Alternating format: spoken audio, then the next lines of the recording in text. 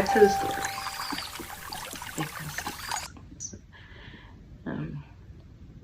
But yeah, I didn't realize these guys were sitting out there, and there was a lot of cars sitting out there at this teen club, and a lot of those guys were older guys. And we just thought it was cute. Like, oh my gosh, there goes such and such. Such and such is like 28, 25, 20, you know, this is a teen club, bro. Go to the club, you know, but we didn't realize that, you know. But anyway, I seen my,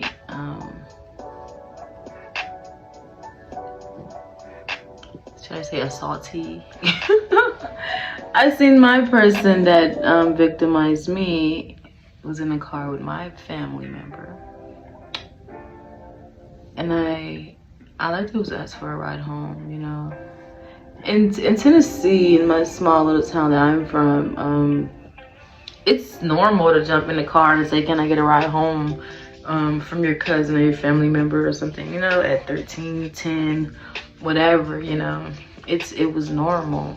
I was just like, can I get a ride home, you know?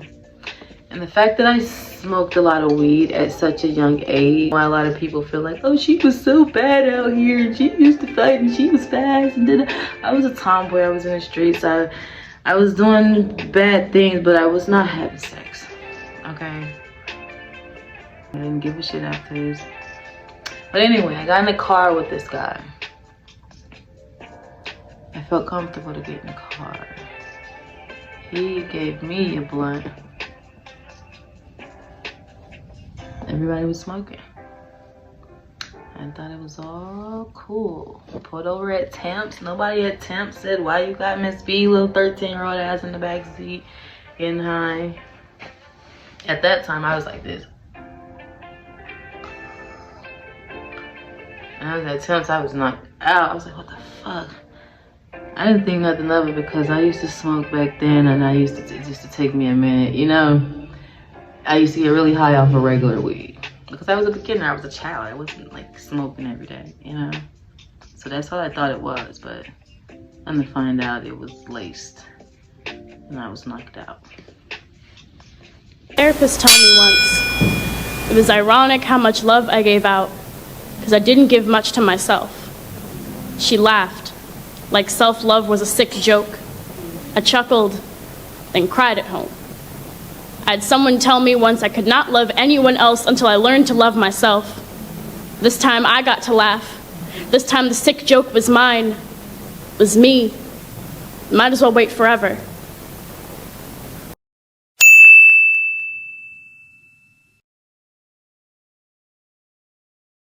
So smoking on this lace blunt, you know, had me kind of out of it.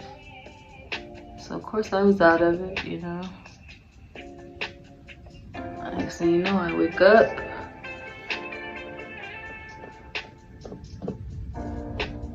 And say, welcome to Jacksonville. Welcome to Jackson.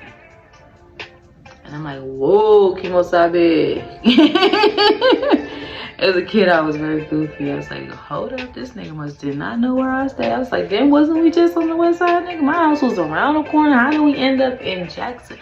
Like, this is what's going on through my head. And I'm like, where is my cousin that was in the car with you? Like, what's going on? Like, that's what's going on in my head. I see a gas station. I'm like, man, I'm just gonna ask this nigga, can he just drop me off at this gas station? I'm gonna call my mama. You know, I don't even want no ride no more.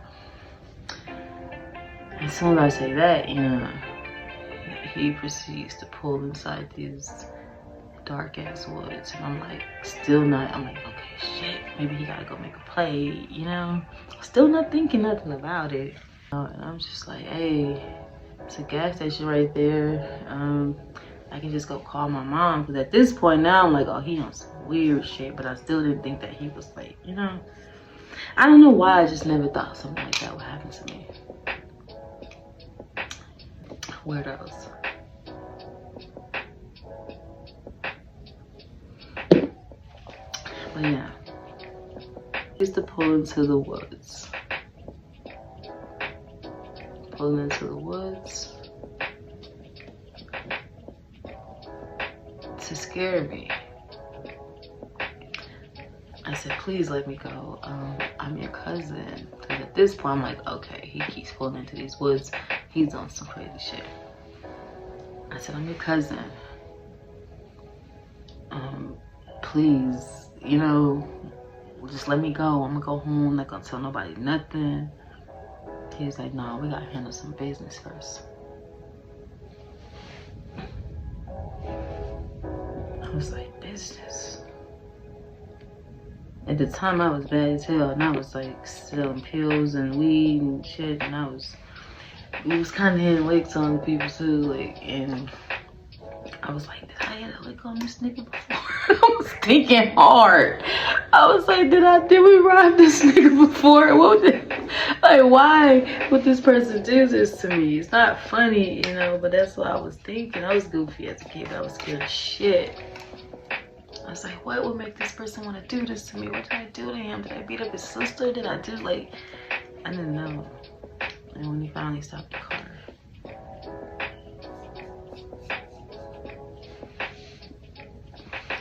that's when I found out. I remember hating myself at the age of 7. Journals filled to the brim with criticisms by 8. I had enough pages to stitch them into wings, to fly close enough to the sun to see my tears turn to steam, felt the wax burn on my shoulders and mold into thick skin. I was 9 when I wanted to die. 13 when I found a solution, figured if I could cut my legs enough, gravity would let me go. When it didn't, I tied a pillowcase around my neck, twisting like the rope swings I knew so well from childhood. Heard my heartbeat pound in my ears like a warning drum, then fade. I'd almost convinced myself I'd done it. When I started writing, I smeared my blood on every page to remind myself that everything beautiful has a consequence. I'd hoped to stall the clouding long enough to give myself to the craft and let myself go. I have died so many times. So when I told you that loving you almost makes life worth it, I was not joking. When I tell you that loving you almost makes me forget how much I hate myself, it is not poetry. Loving you is taking all the love I could never give myself and putting it to good use. If you have a voice and would like to come on a platform that promotes you, then come on over to Vibes Radio Show podcast. We want to hear your story and we care, and it's definitely not your fault. So come on over. Let's talk. ついに出た